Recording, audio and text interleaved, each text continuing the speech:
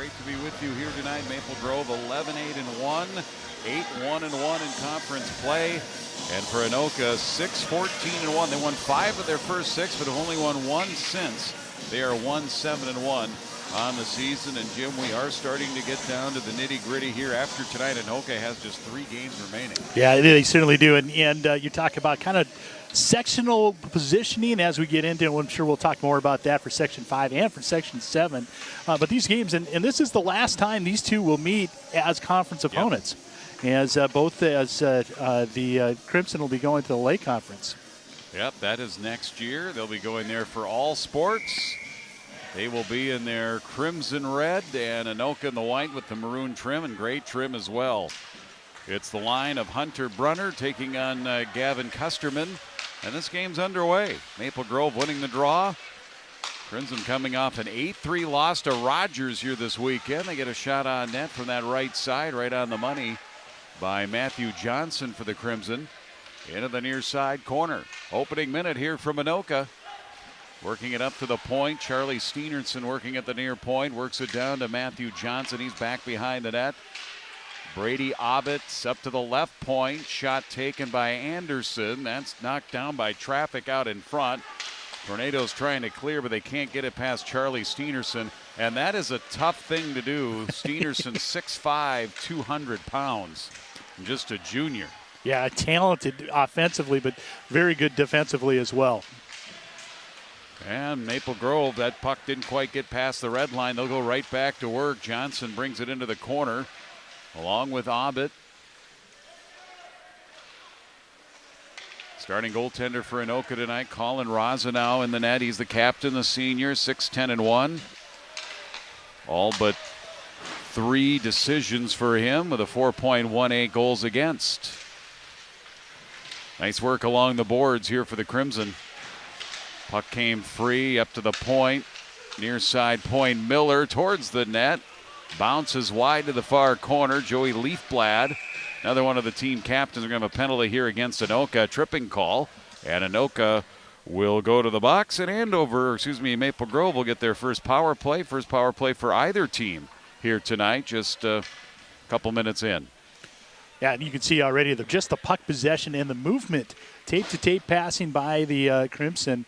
And Ted Machula said one of his bright spots has been the goalie, Colin Rosenau, and he's going to have to be a bright spot for sure tonight. Yeah, and the pressure will be on him here. It's a power play for Maple Grove. Crimson power play 23.5%, 12 of 51 on the season. And they take the draw, and they'll set it up. Picanato, left wing, down low. They tried a little give and go, and that puck bounced away from the man on that far side. It'll be picked up by Anoka. They'll clear it all the way down. Their goalie will touch it for the first time. Ryder Skansen, the junior, getting his second start of the season. 1-0-0 on the season, seeing some time here in this one. Maple Grove on the power play, minute 25 left in their man advantage. Coming along the near side wall was Rouchet, lost it, cleared again by Anoka. So far, so good on the penalty kill here for the Tornadoes. Their penalty kill, 79.2%, giving up 15 power play goals on the season. Maple Grove back in, little drop pass by Glendy. Back up Picanato. Over on the left side, Braid with a shot off the end wall. But waiting for it there at the point was Kuznick, and a score out in front on the power play here for Maple Grove. It is 1-0. I think it was tipped by Glendy. Yeah, it looked like Glendy out in front got the tip. We'll take a look at the replay. It started at the point, Jim. Yeah, nice. And look at the pressure right out front. Glendy out there gets the butt of a stick, or the heel of a stick on it, and it is a score for the Crimson. Power play goal. 2:38 time of the goal. Makes it 1-0 Maple Grove. Well, Crimson, good team, and you give them an opportunity early in the game in the power play, and they convert. So 1-0 Maple Grove. They have won every faceoff here so far in this game. And they'll take it in deep. Gavin Custerman, junior center, with a goal and 3 assists on the season here for Maple Grove. They'll bounce it up along the end wall. player going down, Wiley King. And now with possession, here comes Anoka for the first time with possession across the line. Jensen, low angle shot, saved by Skansen. Rebound back to the far side and up and out by Maple Grove. Anoka picking it up at their line. They'll bring it down here in the near side, and that shot never got off by Jensen. 13:30 left to go here in the first period. 1-0 Maple Grove. Crimson pick up the puck. They'll break it out. Beater Wolf up to center. Custerman dumps it in off the glass. That sneaks back around Rosano. Back to the left side, not out. Point blank chance Johnson. Rosano with a save, and it comes back out in front. As they keep with it, and Braid was out in front, and he beats Rosenau, and it's 2-0 Maple Grove. Well, you can just see the talent that Maple Grove has offensively, and they have a good feeling. I mean, the chemistry they have on their lines to be able to move and get in position. You can see right there, that's why they're one of the top teams in Section 5. Glendy scored his 7th. Cale Braid getting that one. That is his 6th. Even strength goal, 5-on-5. And a good start here for Maple Grove. They lead it 2-0. Time of that goal, 3:46. And it'll be Anoka backpedaling and pushing it ahead. Logan Pender, but it's going to go all the way down, icing here on the Tornadoes.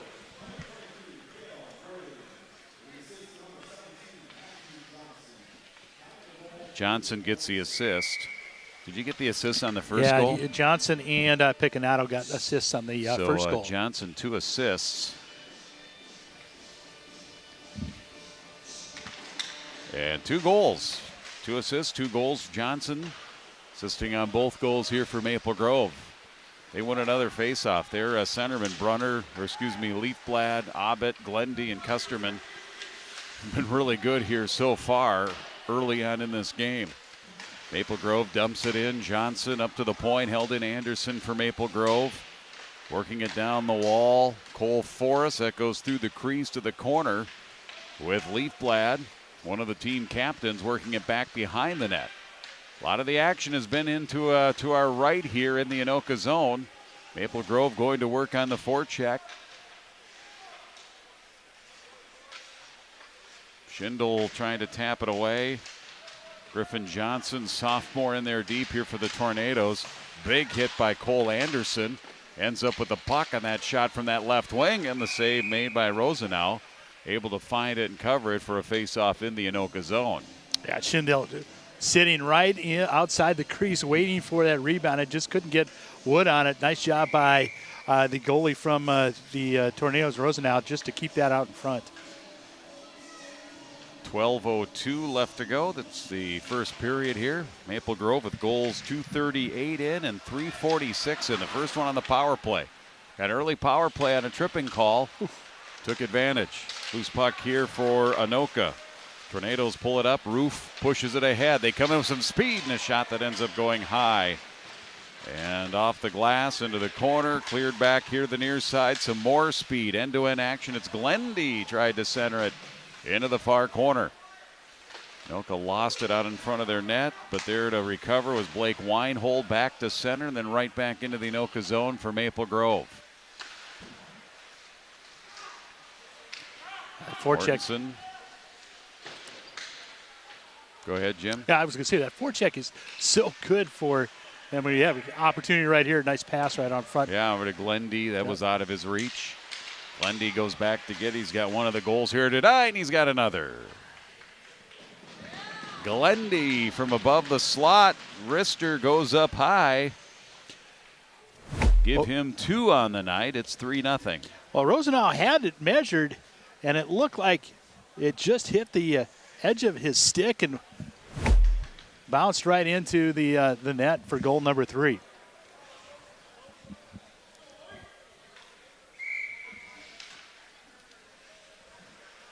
Lafferty for the Tornadoes had that nice move right on the blue line, coming up with the shot that just went over Skansen's head on that last rush by the Tornadoes. Past the 6-minute mark, already 3-0 Maple Grove here in the first period. You knew Maple Grove was going to come in kind of angry.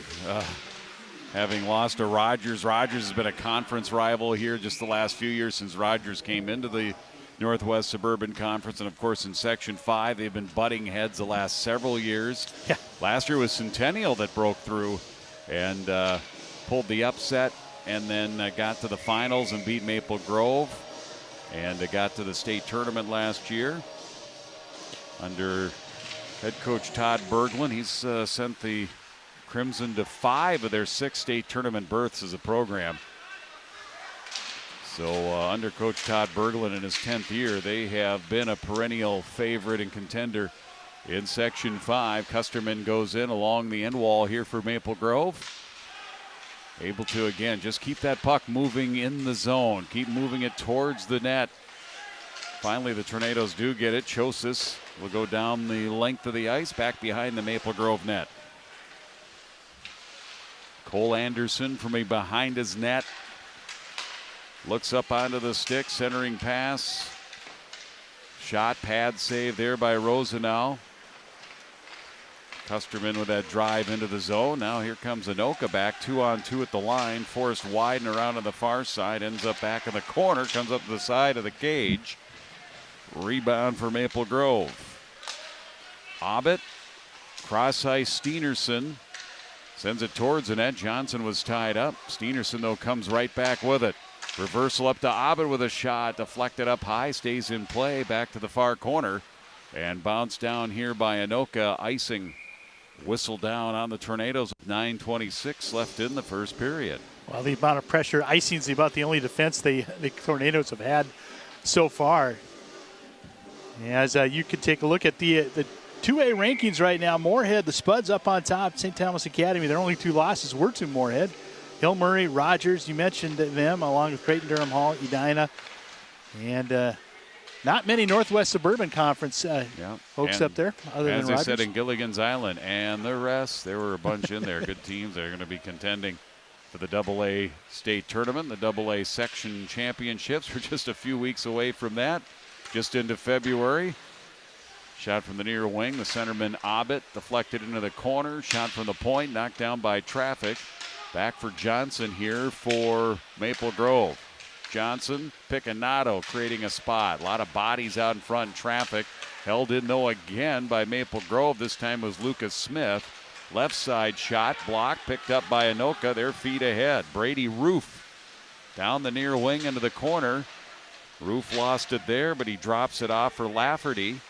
Puck behind the net. Maple Grove with numbers there. And the Crimson will look up ice and come back here to the near side. Push it up to center.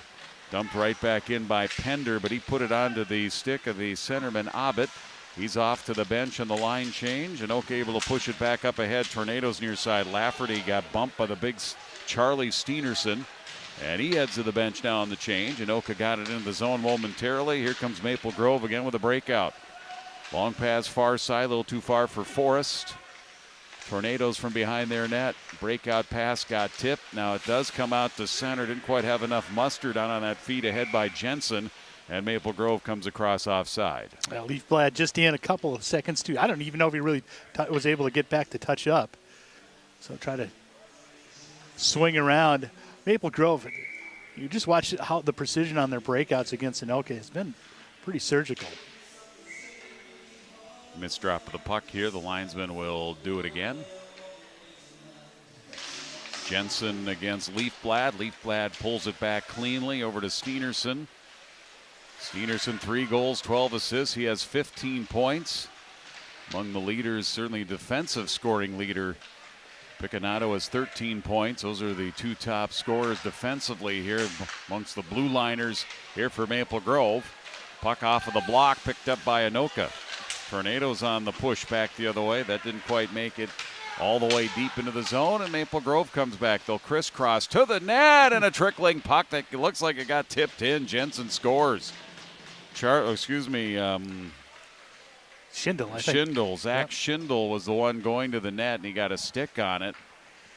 It looked like that, then tipped it underneath the goaltender.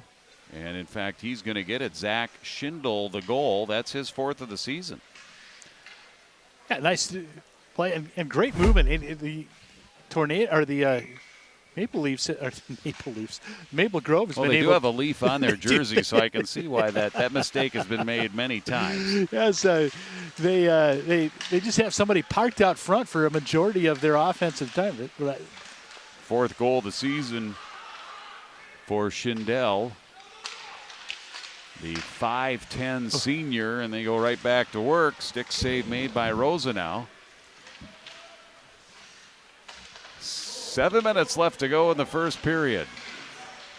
Maple Grove, a strong first period, 4 goals. They started with a power play goal early, about 2.5 in, and they haven't looked back since. Ben Chosis trying to clear here for the Tornadoes. Onto the stick, Luke Folstrom, the senior, with 9 points. Second on the team, Landon Lafferty leads the team with 11 points coming in. Maple Grove right back to work, trying to cycle in the near side corner and wall. There's a check into the wall. And Hunter Brunner went in hard along the end. Well, it's going to be a boarding, maybe a cross check. We'll see what they actually call here, but it's a penalty on Maple Grove, and Brunner's slow to get up. Yeah, they're going to give him a 5 for boarding. So there was a lot of separation there between Brunner and the end wall. And he looked like Brenner actually caught an edge and it made it look a little bit worse. I don't think it was necessarily purposeful, but it's a good call. Good to see him up. Yeah, there you see Hunter. He's heading back to the bench.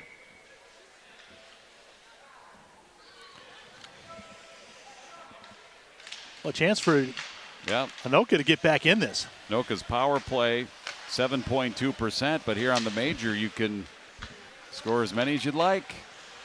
They'll have to go back to their line and start it up. Lafferty has it tipped away. Tornadoes back into their zone. So the penalty, the 5-minute major on Lane Glendy, who had scored the 2 goals.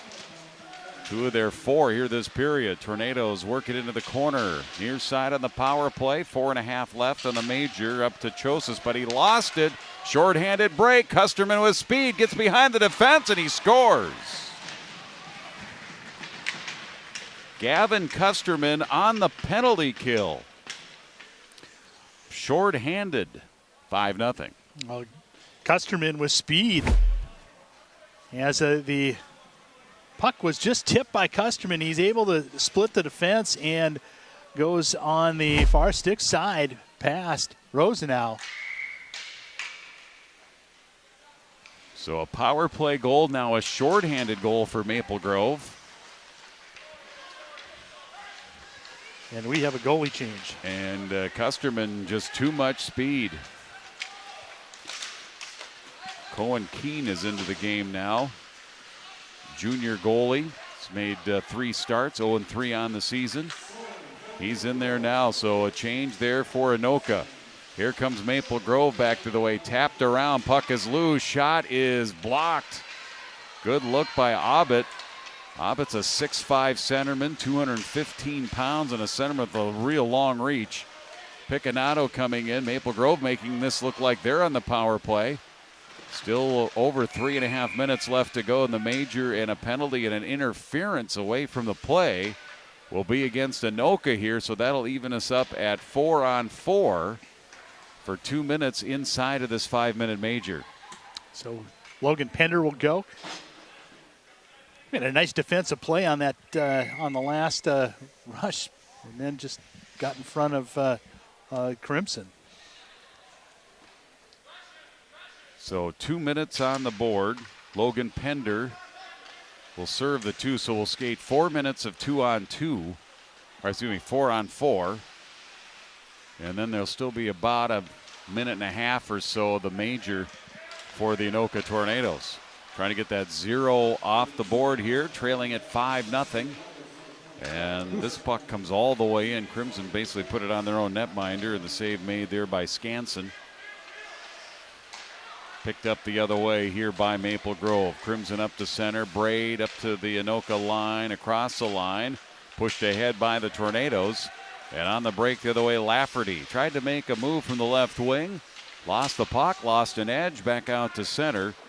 And played right back into the zone by Anoka. That was defenseman Josh Ryther, who's a sophomore.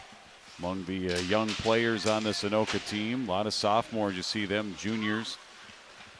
Top line, Brunner, Mitchulis, and Folstrom are all seniors. As Maple Grove bouncing it back up ahead. Tipped out of the zone off a little tip. Good stick there by Anoka. Back here to the Crimson and backpedaling Cole Anderson. 45 seconds left of the 4-on-4. And Maple Grove brings it across. Anderson to the blue line, near side, bumped off the puck nicely, getting a body in on him as Roof. But they whistle it down, coming down here the near side, offside. Maple Grove's top scorers coming in. Lucas Bush, 47 points, 23 goals. Oh, this is last year's stats for Maple Grove. He's not even on the team anymore. Yeah, Glendy is I must have been looking at last year's list. You've got the leaders, don't you? I do, yes. Goal scorers, Wayne Kuznick. He's got 10. Roshi has got 9, and leading point is Glendy. He's got now 9 goals. Yeah, and he's got the 2 tonight. 16 assists, so he's at 25 points for the season. So the Crimson have it back behind their net. 15 seconds until Maple Grove is a man down again. Getting ready to come back out of the box is Pender. In low is Steenerson. I mean, he's a good offensive defenseman as well. You see him get low. Tried to jam that one inside the far side post. Pender's out of the box. He'll sprint over to the bench. Maple Grove back at full strength. They have 1:28 remaining now on a major power play. Glendy serving the 5-minute major for Boarding. Shot right side, tipped up over the crossbar, back off the glass. Teams will battle here in the near side corner. See if they can bounce it back. Yep, it does come out of the zone, then played back in with a backhand. Logan Pender back out on the ice after being on the bench. After serving that penalty, and Pender has it from below his goal line. 3 assists on the season. Long stretch pass. Folstrom makes a move shy of the line. And it was right in front of the Anoka bench. And Mortensen was getting off the ice, and it hit his skate. Cleared all the way down. Anoka on the attack. 40 seconds left in their power play. Up to the point. Chosis, a shot on net. Good job there by Anoka for them. At this point, just try to get pucks on the net, see what happens. But each time they've had a shot on goal, Ryder Scanson's been able to handle it. Well, you look at the lines, and all 4 lines for the Crimson have really put a lot of pressure on the defense. You can see the depth of Maple Grove come through. Oh, that depth is just such a game changer. You can roll 4 lines coming at the other team that might not be as deep, and that just wears them down. Here's Leafblad, dipsy dude there, but Anoka able to outmaneuver. Up to center for Brunner. 13 seconds left in their power play, nearing 1.5 minutes left to go in the first period. Little poke check there by the Crimson. Picked up Brunner. Brunner up to the red line, comes across, shovels it in. Scanson will wait for it there. In the meantime, out of the box is Glendy. He served his 5-minute penance. And we're back to full strength, both sides. 5-on-5. Far side center out in front. Again, new goalie in there is Cohen Keene. And he finds a puck there, dives on it. The faceoff will be in the Anoka zone here with 1:11 left in the first period. After seeing the onslaught at the beginning of this period as a backup goalie, you're kind of rooting on your guys so you don't have to go in there and face it. Well, a lot of times that, goalie gets pulled early. A lot of times that's something that can fire the team up. Yeah, you're right. Well, look at our goalie's already out. We got to do a better job for our goaltenders.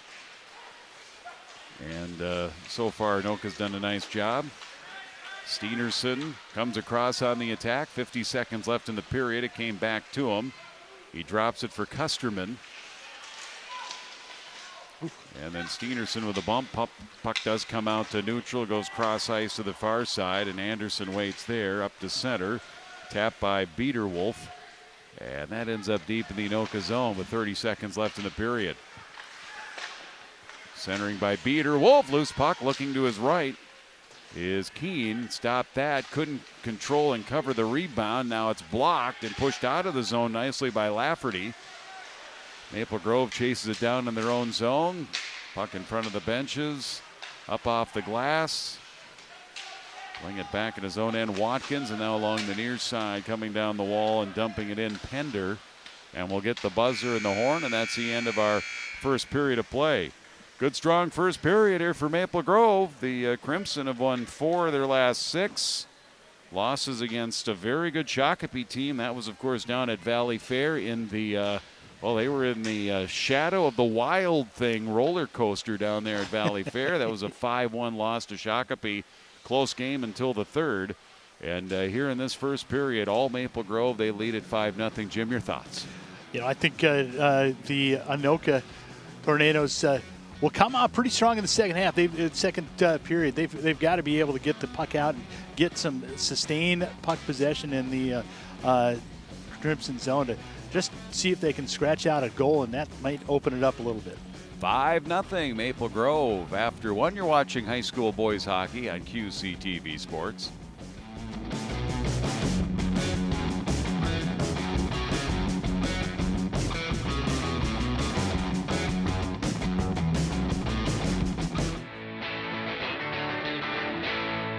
Each store in downtown Anoka has their own unique niche to it. Hi, I'm Gina Schupanitz, and we are at Favorite Things in downtown Anoka on Main Street. The business has been here for probably 10 or 12 years, and I just bought it 2 years ago. When I bought it 2 years ago, it was actually called the White Owl, and just this past spring or past February, I renamed the business to Favorite Things. So the business has been here a long time, and it's got a long standing in the community and just a lot of loyal customers to the store. And those customers come back for a reason. The store is a treasure trove of delightful finds, from unique furniture to stylish women's apparel, sparkling jewelry to charming gifts. It has something for everyone. I don't know if I could pick one favorite thing in the store. I really try to find things that people are going to like and that people will think are their favorite things. Right now we have a lot of seasonal items in the store. We've got wind chimes and our rain chains, which are super popular. People love them for their outdoor garden areas and their patios. They make wonderful gift items.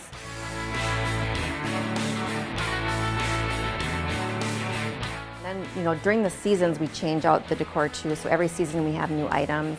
So in the fall you'll see a lot of fall decor, and then of course during the holidays this store becomes just a mecca of Christmas items. So I would say if you haven't shopped here, make sure you come back and check it out each season, because you definitely will see something new every time you come in. Favorite Things is also participating in the Anoka Social District, so customers can enjoy their drinks, socialize with friends, and shop in the store. The Anoka community is thriving.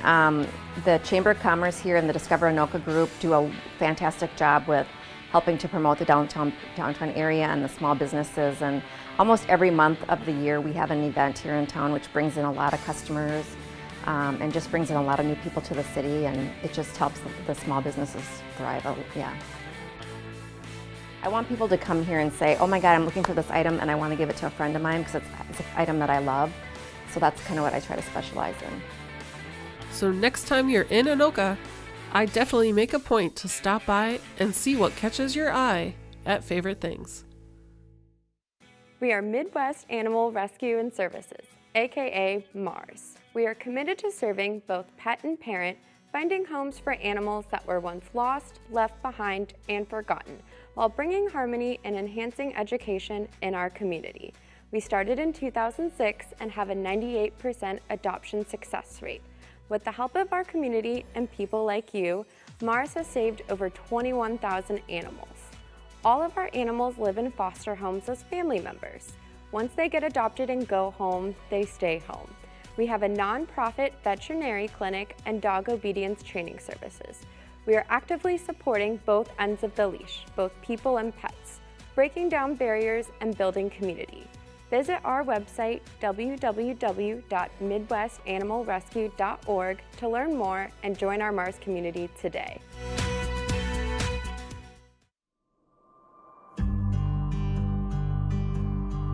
just off of Pierce Street in Anoka is one of the largest humanitarian efforts in the state. And above all else that will be shared in this video today, Anoka Community Mission acts as a solution to some of the largest problems that the country faces today. And thus the purpose of the video is to encourage others to be a part of the solution by visiting anokacommunitymission.org and learning how you can donate or volunteer. I met up with Executive Director Jason Berry to get an exclusive look inside their incredible facility, learn about their volunteer work and opportunities, and to get a glimpse of what it takes to run a mission like this.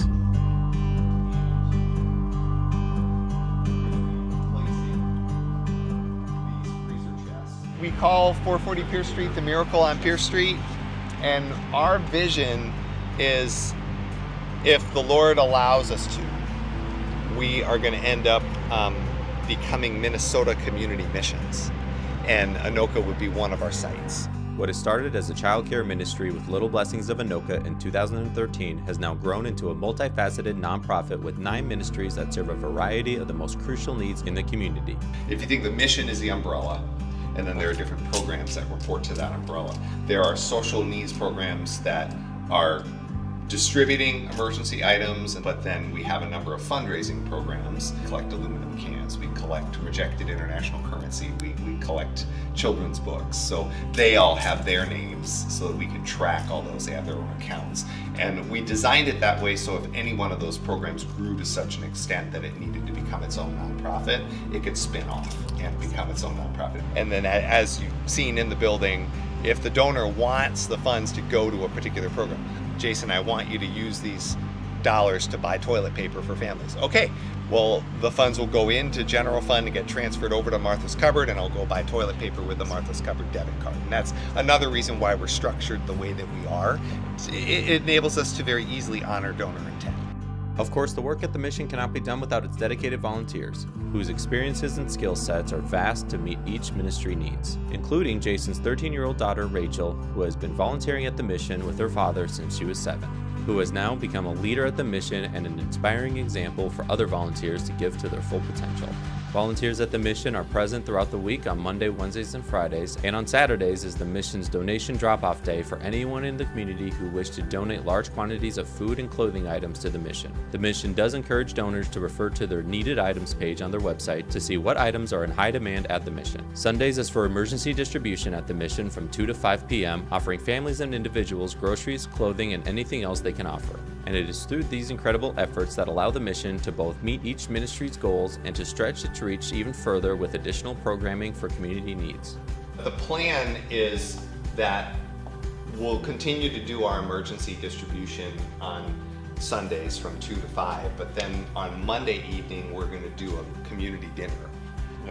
And we'll be able to feed people here in the core, and then the classrooms that are on the perimeter will be used for small group rooms and children's ministry as well. Now the plan is after we get Solomon's wardrobe done, then I'm going to have a gymnasium, and I'm going to reestablish the backboard for basketball. I'm going to have a nice epoxy floor and a half court at least.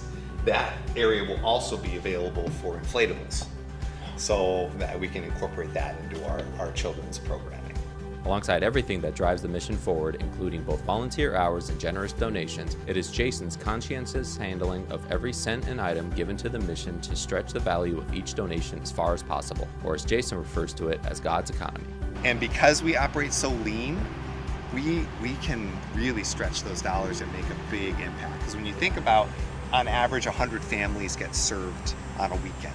We can provide all of the essential food and clothing and hygiene needs. I mean, $1,000 a year per family? I mean, that's God's economy. That's like that is the miracle on Pierce Street, the loaves and fishes in the 21st century. And I think that's a really cool story to tell. And of course, it doesn't happen in a vacuum. It happens because grocery stores give, and nonprofits give, and individual donors give, and people donate their time to be driving around in their vehicle to be picking up stuff. We've been told that there really isn't anything like us, so we want to try and do this well. We want to, we do have other nonprofits that are benchmarking and looking at what we're doing, and we want to try to help them avoid the landmines that organizationally that we've stepped on over the years, and we certainly want to be a blessing But I hope that what's happening here could expand even beyond our scope, and that it could be reproduced well, and that as many people can be helped as possible.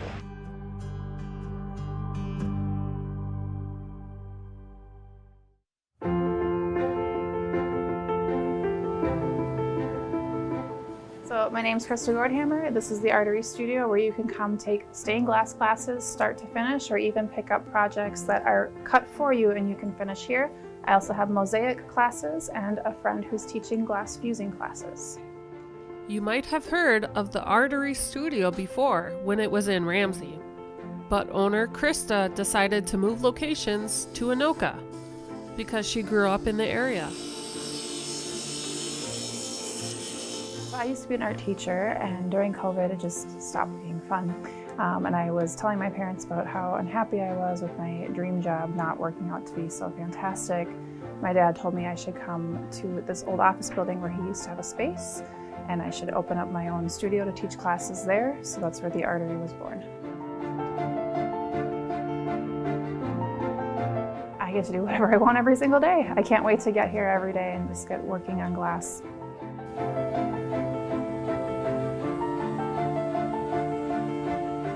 The next thing we are doing is wrapping all of our pieces with copper foil tape, and most of us have opaque dark glass. So today I have a group making their own sun catchers. They got to design their projects, choose all their glass, cut the glass, grind the glass, and right now they're foiling, and in a few minutes we'll be soldering. From beginner or experienced, the Artery Studio is a great spot to be.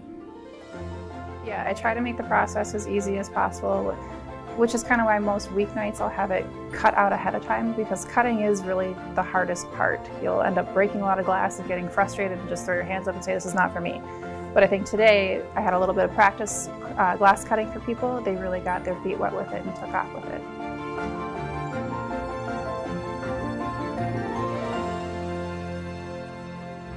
And every artist has a favorite piece they've made. It's the rainbow quilt block in the corner. Yeah. I love color theory, so I have it all organized in the color wheel around a set of bevels that cast more color into the room. So make sure you check out the Artery Studio in Anoka and make a memorable piece of art to brighten your day.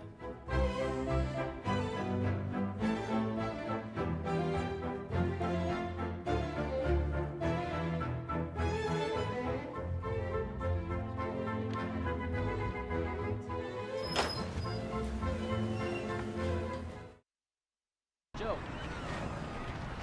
Steven. Eric, over here. I'll take him right there.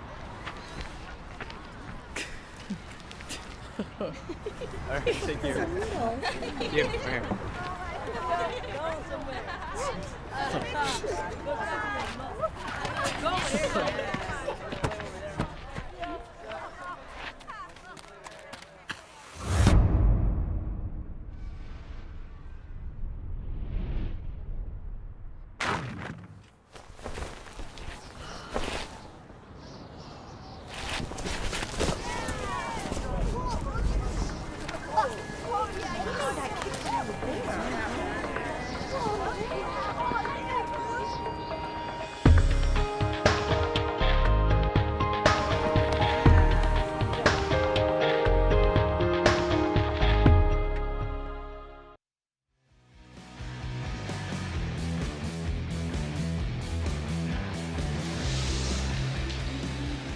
And we are back at the Anoka Ice Arena. Maple Grove with a big first period, leading it 5-0 here after one. A power play goal, a shorthanded goal, and then 3 full-strength goals in between. Glendy with a pair, Braid, Schindel, and Custerman getting the goals in that period for Maple Grove. They also killed off a 5-minute major, although there was a penalty called on Anoka. 2 minutes of those 5 minutes, there was a 4-on-4.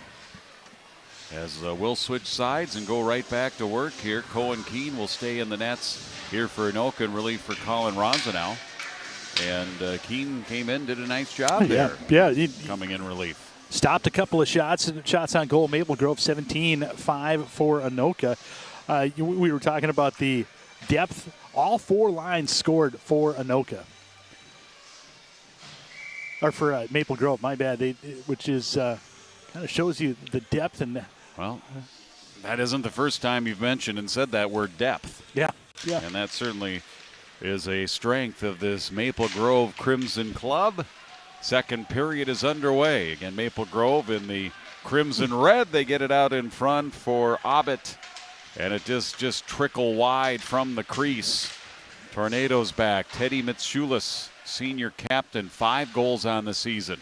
Stop behind the net and a chance for them to wrap it around. Mitsulis was there, as was Brunner. Brunner was the one, I think, who tried to wrap it around. The goaltender, Skansen, found himself a little bit trapped back behind the net trying to play the puck. And the Tornadoes almost burned him coming back on the opposite side. Yeah, that was Steenerson who was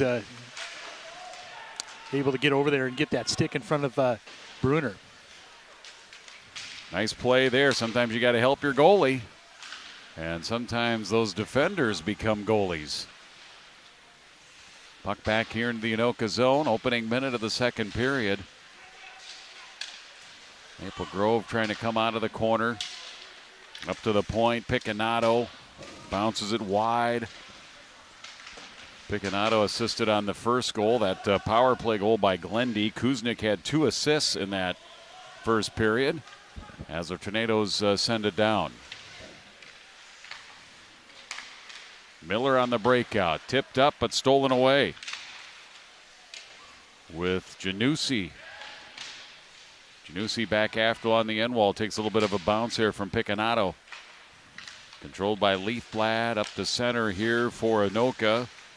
Steered back towards the Maple Grove zone by Weinhold. Snuck past Skansen behind the Maple Grove net. Miller for the Crimson. Sweep it around. Good forecheck here by Anoka. And trapping Maple Grove in there momentarily in their own zone. Now back they come. Leafblad in, gloved by Keene. Spears and holds on. 14:58 left second period.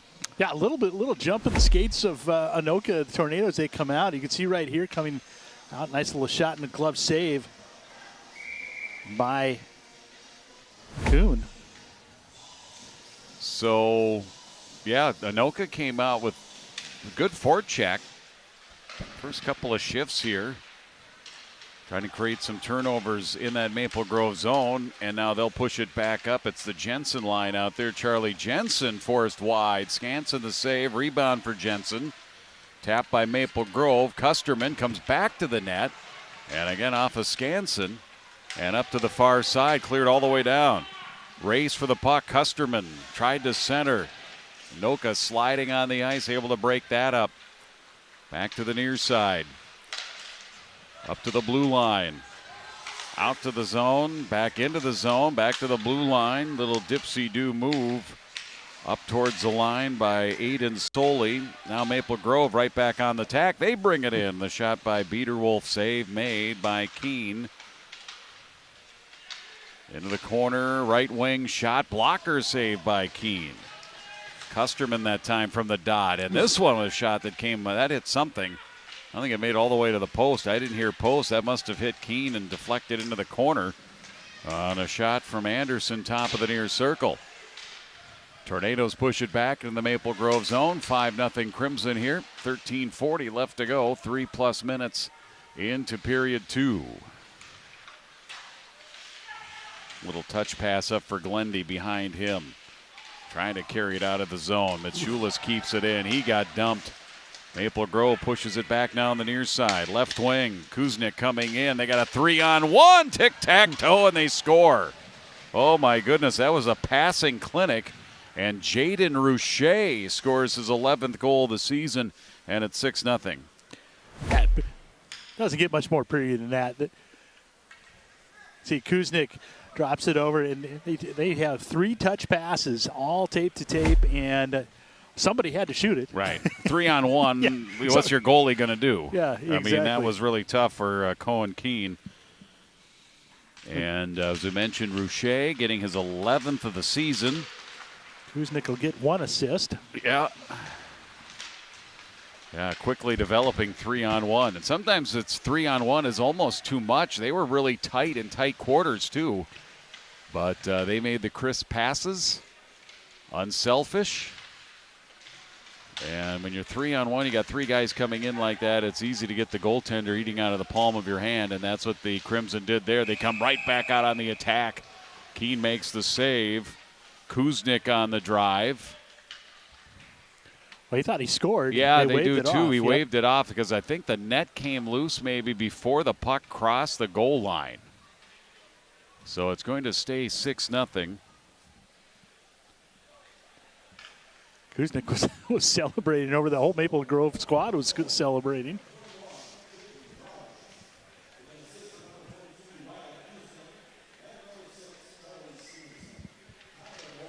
Steenerson gets the other assist. I heard the Kuznick assist. Who got the other assist? Steenerson. Okay. Steenerson adding to his assist total, his 13th of the season. Maple Grove with a 6-0 lead. Anoka out to center, throws it right back in. 12.5 left, second period. Johnny Hicks, third set of D. Here for Maple Grove. Anoka dumps it in. Scanson stops it behind the net. Here's a tape-to-tape breakout. Braid, near wing, centers just off the stick of Abbott. Reaches for you. We mentioned he's a 6'5 centerman. Easy to reach for it back behind the net. Shot from the point, saved by Keene. Another one that trickles in from the left side, but was blocked by bodies. Up and out to neutral, resetting Lucas Smith for Maple Grove. Got as far as the line, left a reset here. In off the stick of Johnson for Anoka. To center, Watkins offside on the Tornadoes. Well, I tell you what, you think about how talented Maple Grove is. Just watching tonight, they've got 2 that are in the National Development Program in the USHL. That could be on this team right now. That's happened a lot. Brock Faber did that. Young man by the name of Colin Ralph, who was a Maple Grove native, now playing at St. Cloud State. He played on the World Juniors team, defenseman, big defenseman. Danny he was Nelson. a Maple Grove, he was a Maple Grove product. Never played at Maple Grove High School. I don't even know if he played in the Osseo Maple Grove system. And then played all over the country. Played in St. Louis for a while and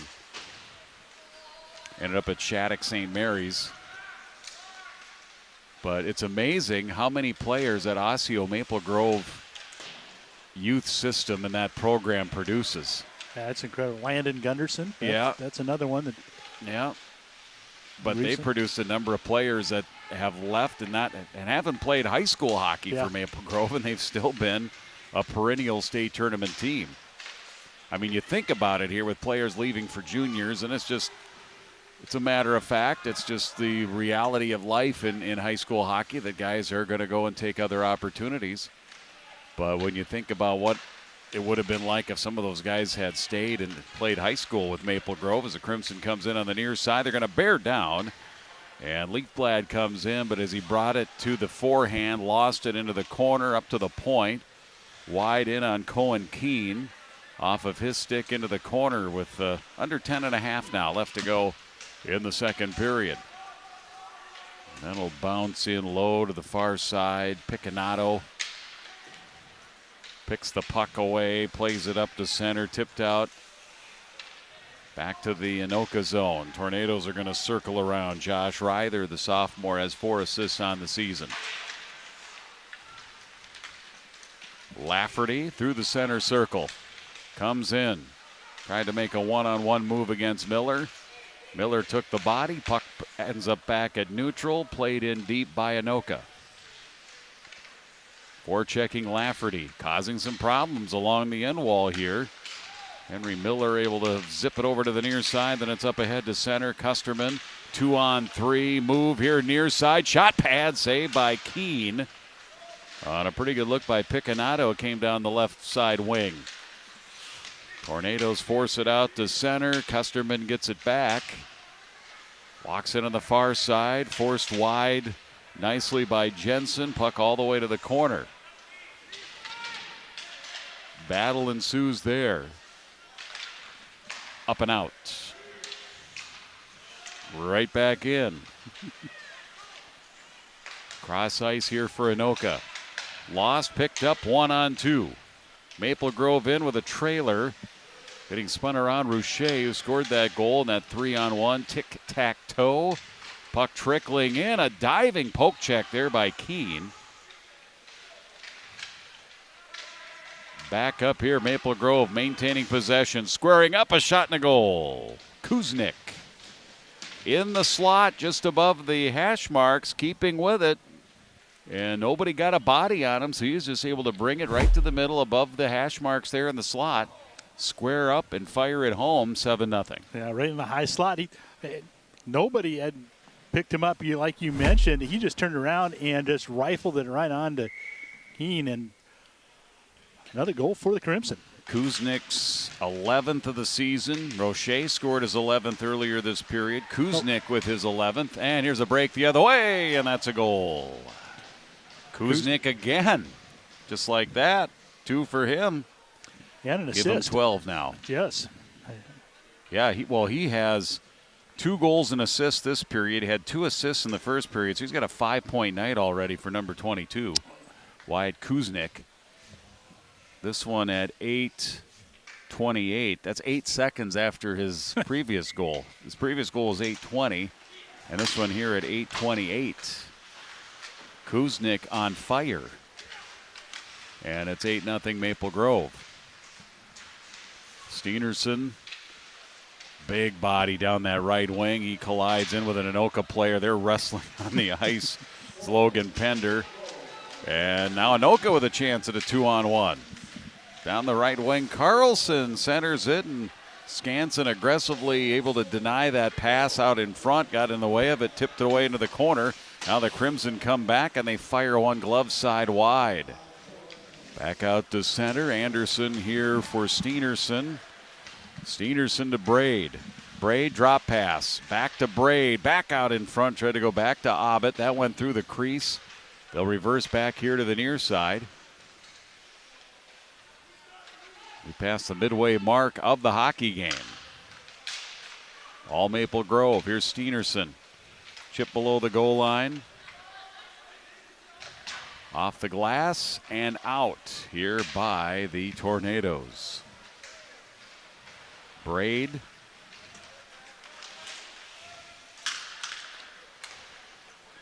Feet ahead for Abbott. Up in the air, that hit the ceiling and actually goes out of play. Who swatted that? I think was it Folstrom for Anoka? Yep. Swatted that one out of midair, and that one in amongst the rafters here with 7:09 remaining, period 2. Season winding down. We mentioned after tonight, Anoka with just 3 games remaining. They're at Osseo, at Two Rivers, the former Henry Sibley. And then they host Mankato West, but that's not here. Listed as a home game, but they'll play at XL Energy Center. And quite an interesting story surrounding why they're playing Mankato West at the XL Energy Center. Yes, it was. Holiday tournament, and Mankato West sticks get stolen. In Duluth at the Heritage Sports Center, the Heritage Hockey Classic. Their sticks got stolen, couldn't play. They tried, there's some scrambling on the right side. Didn't they go to play it again? And did they eventually get some sticks so they could play? They must have played some games that weekend. Or that was their final game. That was their third game. Third game of the playoff or the tournament. That was a Saturday. I thought I heard that they were scouring, play it again sports and use stick stores and getting as many sticks as they could, before they could get them ordered. But that was, who stole the sticks for one thing, what kind of lowlife did that? And the other part is, they kind of rallied around, but what a strange way. It's not quite as serious, but it's like the one time when the Wild's trailer started on fire. Yeah. Weren't they in Ottawa or somewhere when Yep. that happened? Here comes Anoka back, tracking down the loose puck. Quick centering pass. Didn't quite connect. It was Roof, but it's held into the zone by Anoka. One-time shot by Roof, and that one's going to sail back into the near corner. Out to the neutral zone, up to the blue line. Tornadoes turn it back up, reaching back for it, Lafferty. Lafferty with Janussi trailing the play. It's going to come all the way up to the point, waiting for it. Weinhold, reversal left side shot, saved by Skansen. Look how far Skansen is outside of the blue paint. Really challenging that shot. And the shot was right on net by Cam Mortensen. But Skansen really cutting off that angle. And he'll hold on for a face-off here in the Maple Grove zone. Yeah, when you see him come out that far, you also see a pretty big rebound, and he was able to control that rebound. And by the way, that game against Mankato West at the XL Energy Center for Anoka will be Monday, May 10th. That is this upcoming Monday, and that's their last regular season game. Wraparound attempt, Skansen will cover and smother again, get the big glove on. Another face-off in the Maple Grove zone. So those are the 3 games remaining for Anoka. Maple Grove, after tonight, they'll have 4 games. Armstrong Cooper, big one against St. Thomas Academy down at the St. Thomas Ice Arena. Then they host Andover, always a big one there. Of course, great rivalry. And then they get Lakeville South. Another one in on Skansen right off of the draw this time. And again, it ends up in his glove. Skansen's glove has been pretty steady and reliable here so far in this game. Yeah, not a lot of, hasn't played a whole lot this season, but you can see he's been seasoned. Yep. Zach Price has been their main guy. 5 shutouts for the senior goaltender.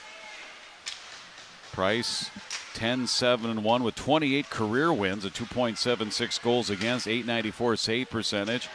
Lafferty coming in on the left wing side. Ends up wide into the corner. Maple Grove pushing it up. Break chance the other way. Rouchet, drop pass out in front. Big save by Keene. Oh, he denied Kuznick for the hat trick. Another nice passing play on the zone entry for Maple Grove, and Kuznick was right out in front, basically eye to eye with the Anoka goaltender, making a bid for the Hattie in a 6-point night. Nice little drop. Glendy passes right over to Kuznick, and great lateral movement by Keene to be able to get out there and stop that cross-ice pass. 5 minutes right now left here in the second period. Another one sneaks in on Keene. Another one shot down low, and Keene able to make the save. Puck is underneath him. We'll stop the clock here with 4:55 left. As they start looking at the standings and the seedings, I would expect Anoka to be either 7 or 8 seed coming out, which means they'll have to have a play-in game. Yeah, it should be another interesting section playoff. I mean, you really look at Double-A, we could have some teams in there for the first time, or first time in a long time, like Holy Angels. Yep. They've got an outstanding team. Of course, Shakopee, they were spotlighted. The Hockey Day Minnesota centering pass from the end wall off of Skansen stick, who does a nice job defending. And it's pushed ahead here by Maple Grove. Braid, cross ice to the right wing. Johnson in the corner. Back to Braid. Tries to go back to Johnson. Wide of the net. Johnson behind the Anoka net. He got upended. Lost an edge there. No stick work. Shot from the point. Picanato had it blocked off a stick. Came back to him. Another shot. Hits traffic. Back to the blue line. Wrist shot from Hicks. And off the rebound they score, and that's Johnson. Johnson or Abed? Who's going to take credit for that? I think it's going to be Abed heading to the bench first. 9-0 Maple Grove. Let's see who they announced. I thought it was Johnson. 17? Yeah, it's 17. Right there, yep. He's right there, yep. So Johnson gets into the scoring.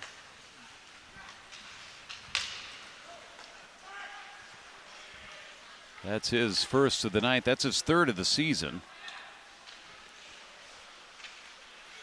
5-goal first period, 4-goal second period here for Maple Grove.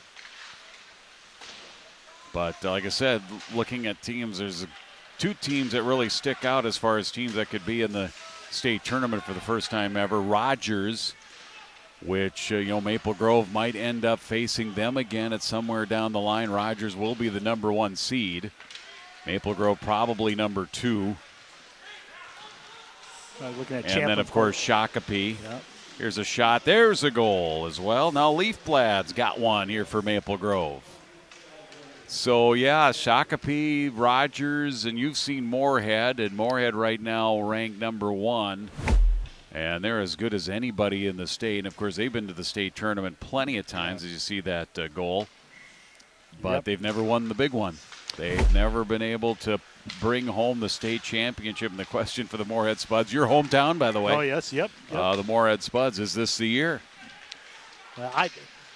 I think they're the best team that I've seen since Minnetonka 2 years ago. They are just so complete. Yeah. Well, they've got Cullen's kid and Kraft's kid. I mean, they've got some pretty good lineage there. They've got another Cullen, a cousin. Yeah. Joe's kid. So yeah, that's a pretty imposing team, and the legacies that are on there are pretty amazing. I think Section 7 should be just interesting with the fact that Rock Ridge may have a chance to go. Yes. They'll be most likely the number 1 seed. Virginia Eveleth combination. Yep. With a beautiful brand new arena up there. Never had a chance to go up there yet. There's a little backhand chance that ends up going wide by Ben Carlson. Anoka's down here 10-0. They're still working hard. Skanson's lost his stick. He reaches out to get it and still doesn't have it. And a slapper from the point all the way in towards him, Roof, but it was wide. It looks like we're going to get a whistle here. Officials are discussing as a hand pass. I think it was hit with a high stick. High stick. Yeah. Well, regardless, what if it's a whistle, they're going to bring it back into the Anoka zone with 1:53 remaining. Yeah, Section 7 is wide open. I think Grand Rapids, even Andover, who started 0-9, has a chance to make it to the. You knew Andover was going to turn it up here. Yeah. Get things going. Get everybody on the right page. And they've done just that. So here's a fun fact. Maple Grove has been in 9 straight sectional finals. The first one was against Anoka. The first in 2016 was against Anoka when Anoka went to the state tournament. Yeah, I remember the big upset. Yep. And that was the last time. The first of that run. Yeah, yeah. Because they made it to state a few years prior to that when they played Blaine. Mm-hmm. That was at the Coliseum when I think it was Michael Brodzinski for Blaine took a major opening couple of minutes, and Maple Grove scored maybe 5 or 6 goals on the same major. Oh, no. It was unbelievable. There's a shot that it comes from the point. Miller on the right side. That deflects in. So give Miller his second goal of the season. With 53 seconds left to go in the second period. Kuznick might have tipped that one. That might be a hat trick for Kuznick. We shall see.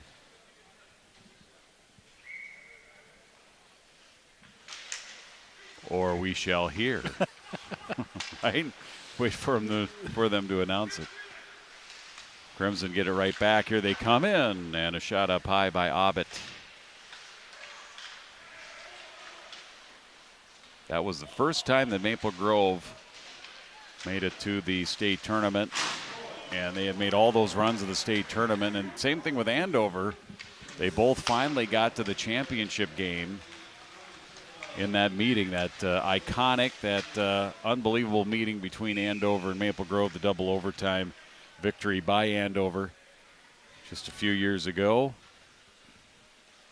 As we get, did you hear if it was Kuznick or not? It was Kuznick. All right, Kuznick, hat trick for Kuznick, 6-point game. Not too shabby. Not quite a natural hat trick because Johnson split them up. We had a couple of goals that split up. Yep. Pretty iconic call by somebody I know on that goal. Well, you guys had the call on QCTV right here. Was it you and Joe? Yeah, Joe? I stepped all over Joe's call. Well, you need a mute switch. That's what I have sometimes. And there's the horn. That is the end of period 2. And, well, Maple Grove scored 5 in the first, and they bettered that by 1 here in the second, putting 6 on the board, leading at 11-0. here on QCTV Sports.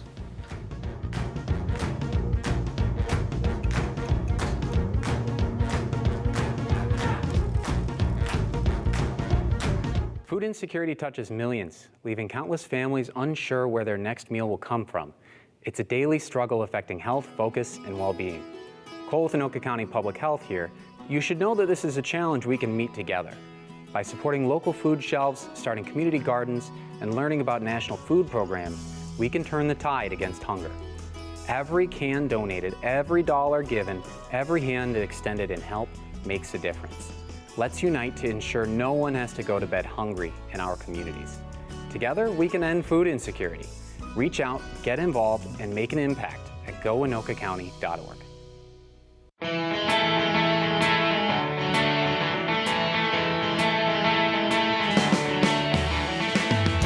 Champlin's Police and Fire Open House returns to the Champlin Public Works Building on Saturday, October 5th.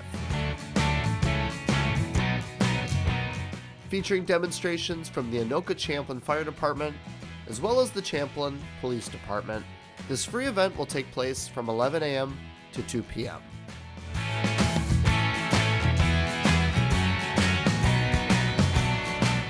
Great for the entire family, this community event will feature emergency vehicles, canine units, drone demonstrations, and much more. For a full list of events, be sure to follow the City of Champlin on Facebook or Champlin's website.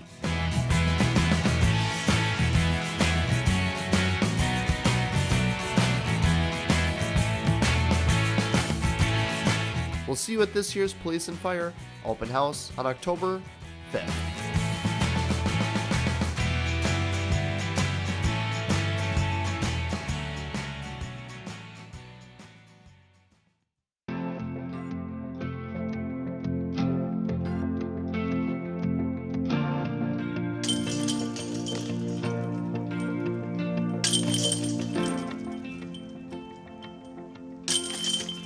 So this is the third year that the course has been in the ground.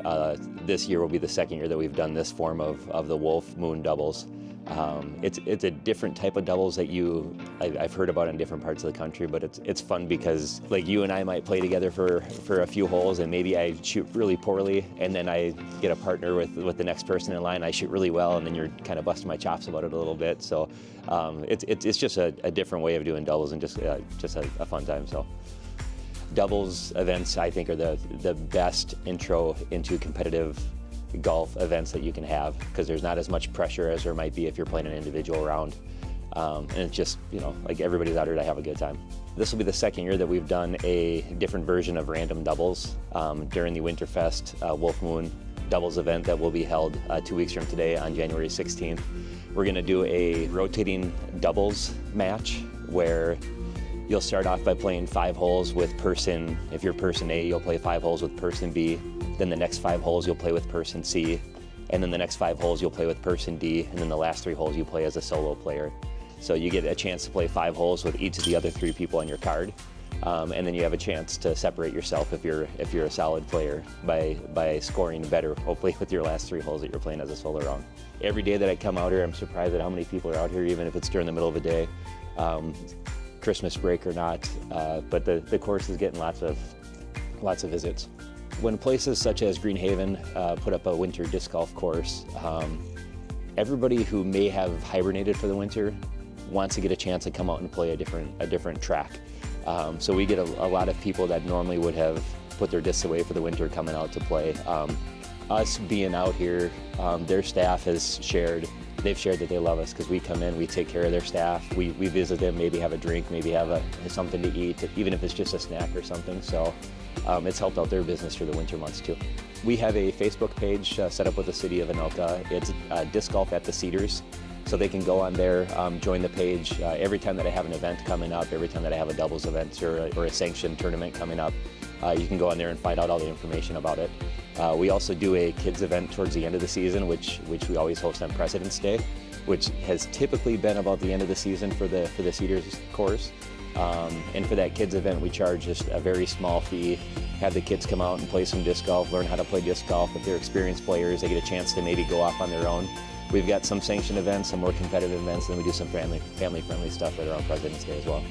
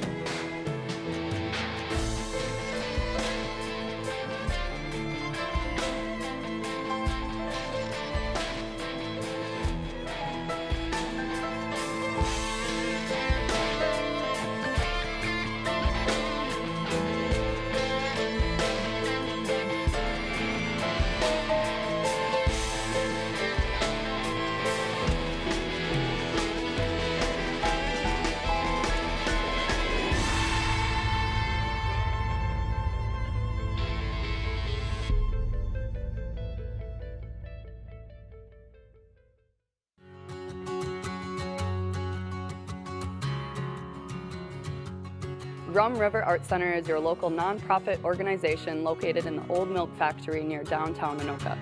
Our nearly 6,000 square feet of windy and whimsical studio spaces are filled with inspiration. At Rum River Art Center, we embrace individuals of all artistic abilities and focus on the healing aspect of the process over your final product. We pride ourselves in offering classes with a huge variety of mediums at an affordable price. From one-time ceramic wheel throwing classes to multi-week painting courses, from creating at the Art Center to finding us at your local library, we believe art is the catalyst for connecting human beings to each other and themselves. Come visit us or check out our website, rumriverart.com, for more info on classes, galleries, special events, and how you can support the arts in your community.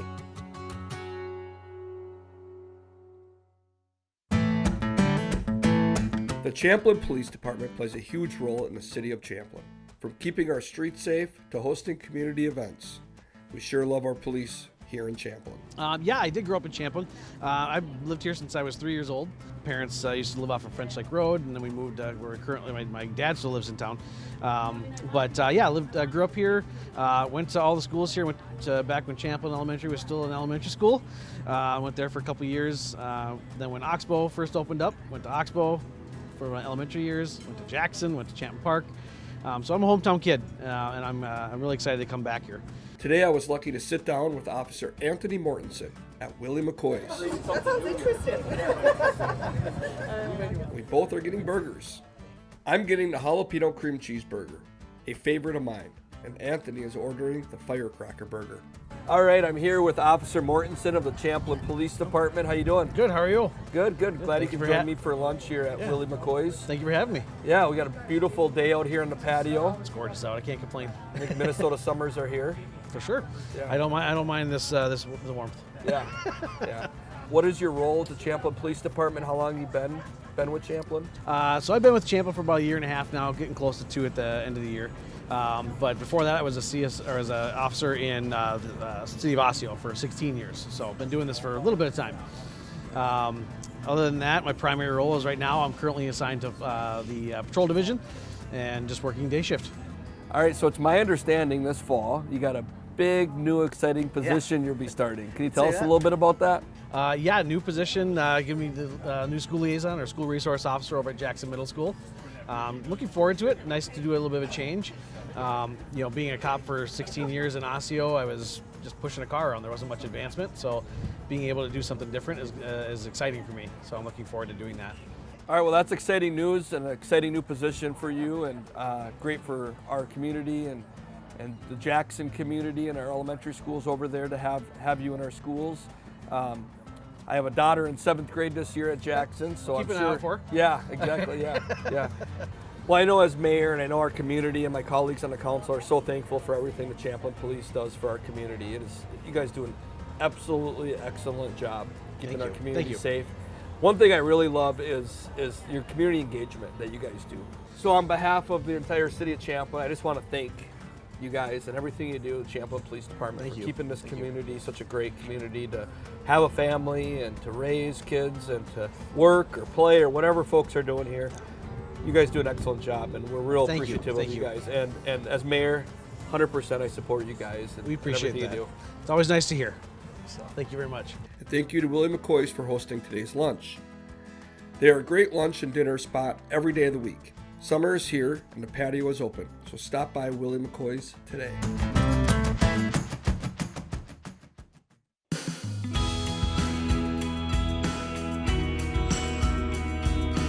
Hi, I'm Jeff Johnson, the Executive Director at Can Do Canines, where we raise and train assistance dogs to transform people's lives. Our dogs fetch more than just toys. Trained with special skills, these dogs fetch freedom and independence and peace of mind for people with disabilities or at facilities that can benefit from the dogs. Our dogs choose from 6 different types of careers. They can help people who have mobility challenges, hearing loss or deafness, seizure disorders, type 1 diabetes, or childhood autism, or at facilities such as hospitals or community service providers. Since 1989, we've created over 900 mutually beneficial partnerships between these specially trained dogs and people. We place all of our dogs free of charge, thanks to generous supporters, and our mission is only possible due to the care and love that hundreds of volunteers offer by opening their homes to our dogs. Some of the people who help raise and train our dogs are inmates at prisons throughout Minnesota and Wisconsin that partner with us. Each dog stays for months at a time, sharing a cell with their inmate handler, who spends time developing some of the skills our dogs need for their future person. I invite you to check out our website, candocanines.org, for more information or to see when one of our upcoming open houses is happening. We and our amazing dogs hope to meet you soon.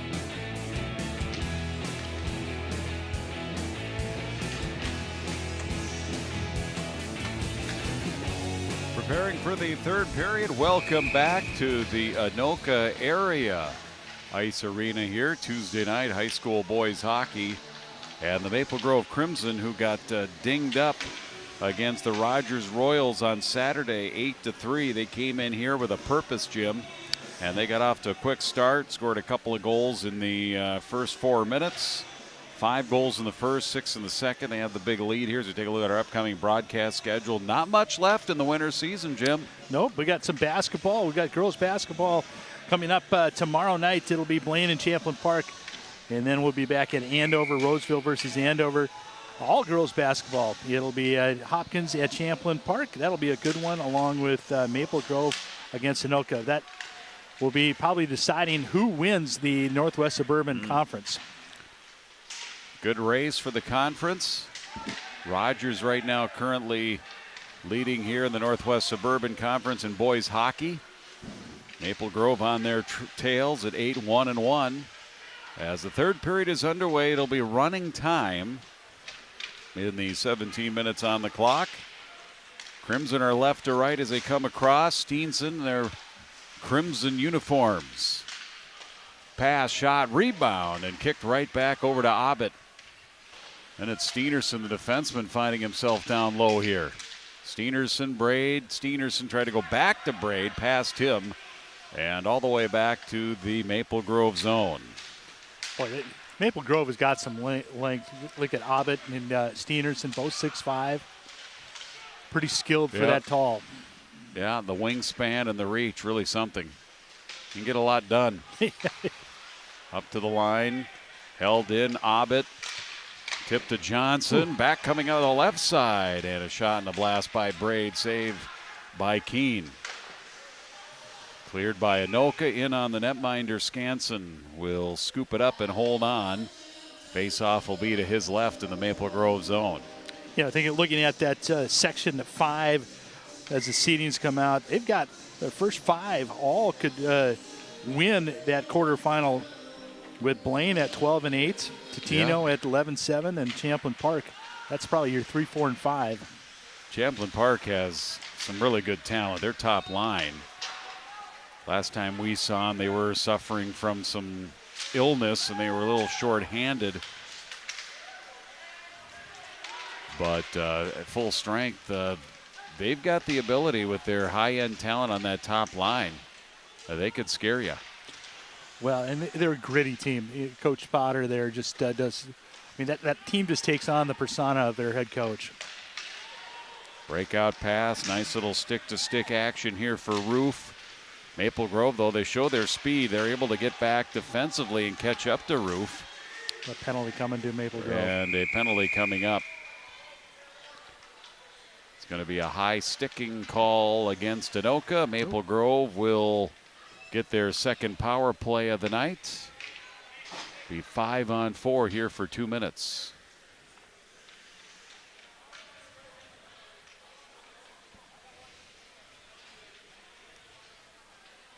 Coach Machulis asking some questions about the call. Both players had their stick tied up down in the corner, or down behind Skansen. Let's take a look at it here.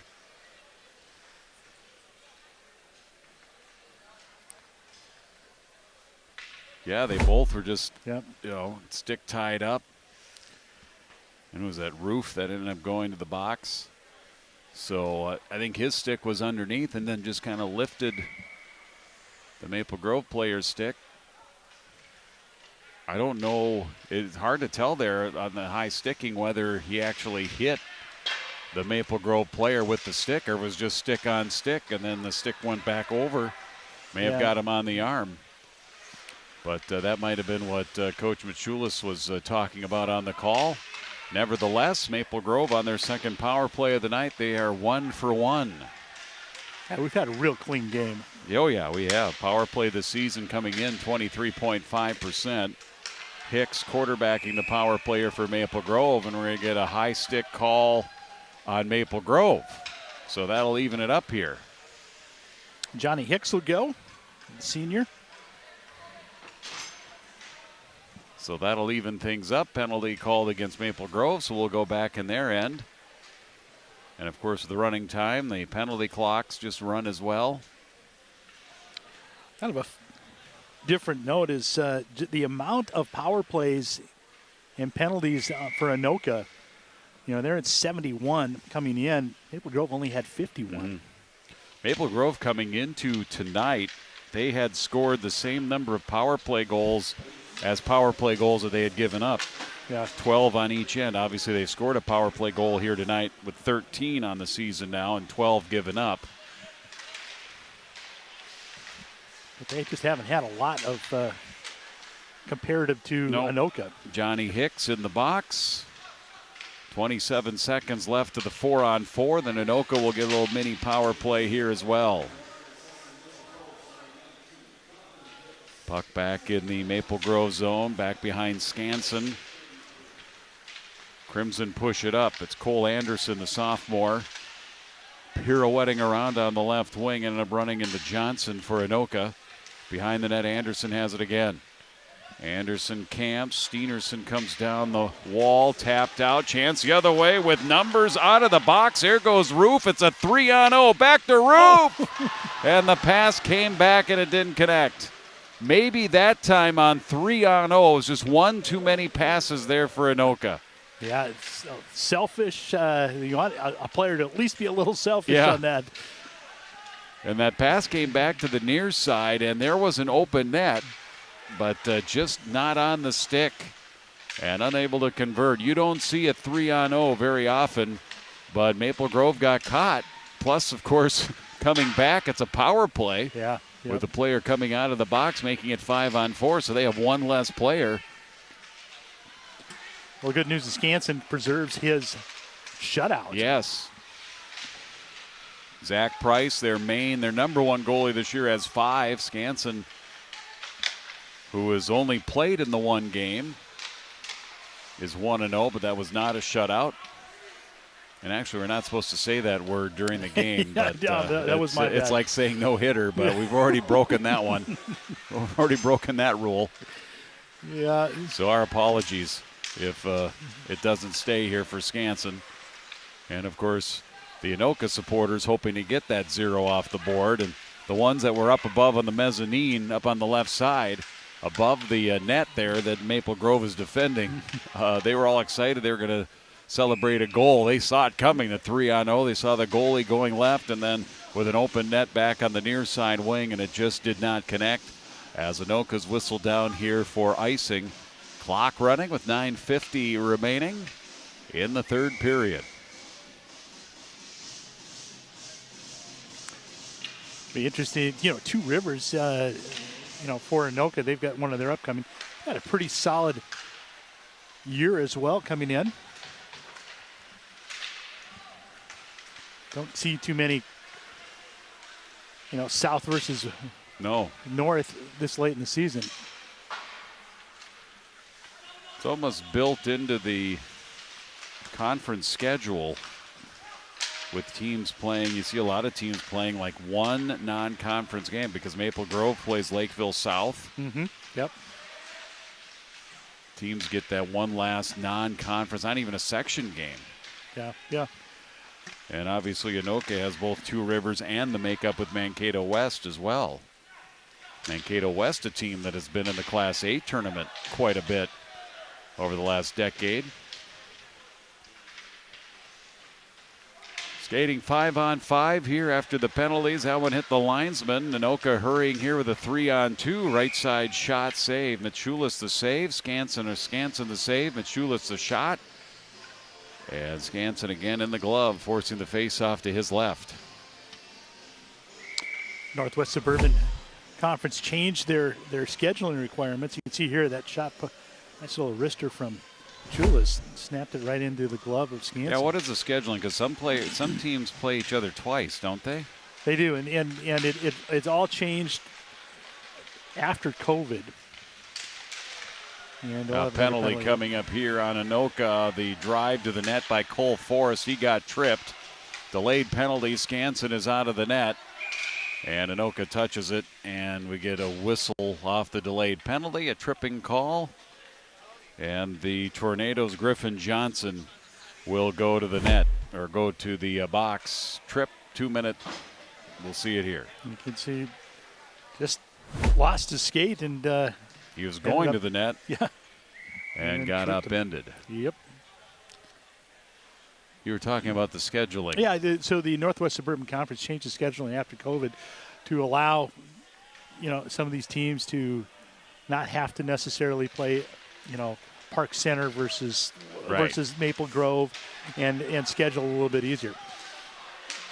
Anoka short-handed, and Skansen was right there to stop Ryan Watkins. There is a certain penalty kill attack. There's a certain requirement of games. I'm not sure whether it's 9 or 10.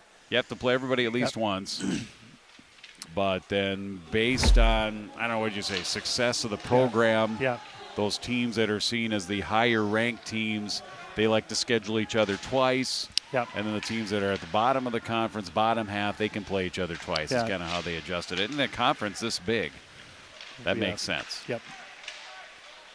And, of course, the conference is about to get one team smaller with Maple Grove moving to the Lake Conference in all sports next year. Other than football, of course. That's district scheduling. Power play here for Maple Grove, and they get a goal.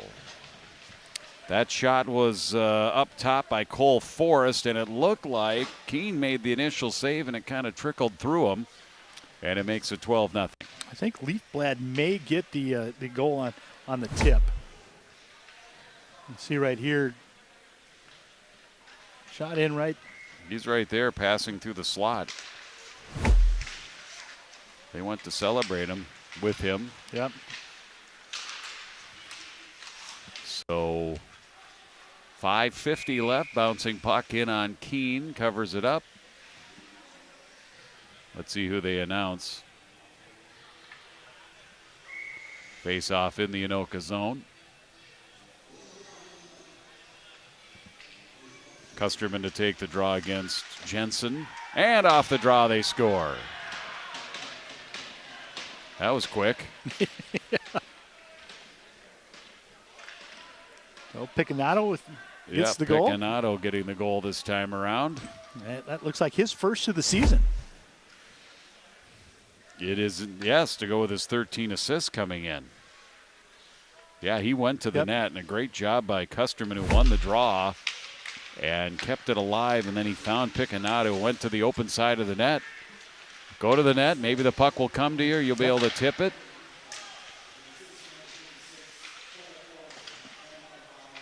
So under 5 minutes remaining. So Leafblad did get the assist on goal number 12. He got the assist or the goal? He got the goal. I'm sorry. Yep. Good eye there by you. That's what I rely on my color commentators for. Well, I got one thing right tonight.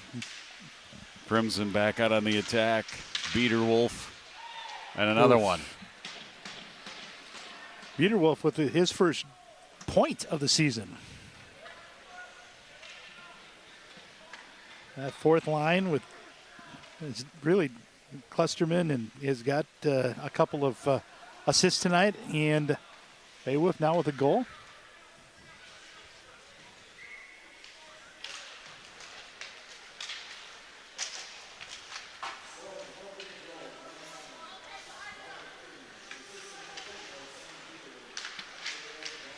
So Beaterwolf, that's his first career goal. Not just, did you mention that? No, first career goal? I said of the season. You're right, yeah, it is. First career goal, playing in just his third career game.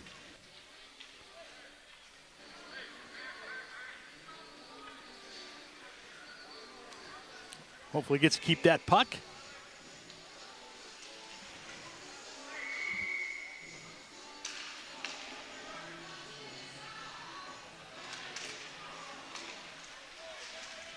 There's a goal. Oof.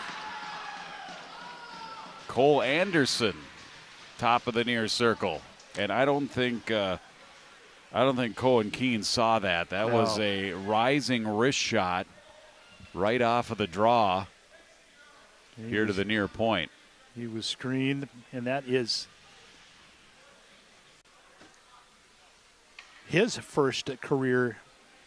Yep, that's why they got the point. They got the puck. So Cole Anderson, he had an assist in his career and on the season. And they go right back to work off of the draw. Glendy, backhand behind the net. Off the glove of Keene, bouncing back for Glendy. Lafferty.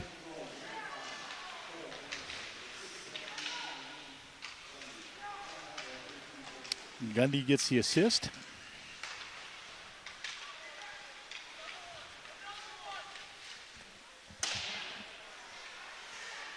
Anderson taking the shot. The bench was saying, get another one. Get your first. You know, some guys, they get their first, they don't get another one again the rest of their career. So you got to try and get the second one when you can. And it is Anderson who has the puck. Back up to Smith. All the way in. Keene with a save. 90 seconds remaining here, third period. Long stretch pass onto the stick of Roof. His shot blocked. Crimson defender got a stick on it, Lucas Smith. Smith pushes it out to center. Maple Grove down that far side. Boucher, he lost it. Anoka steers it back here to the near side.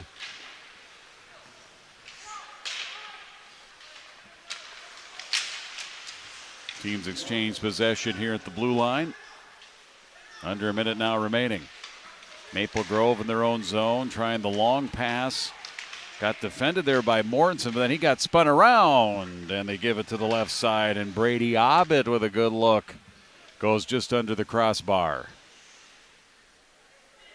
And Abbott, his 11th goal of the season. Well, 2-point conversion is good for a 16-0 lead. Indeed, it is. Maple Grove easily with their high output of the season. They had not scored more than 7 goals in a game. They beat Chanhassen 7-2. Actually, they beat Andover 8-5. That was their high output of the season before this game tonight, doubling up that total. And a shot by Biederwolf on the money, and that'll be the final play of the game.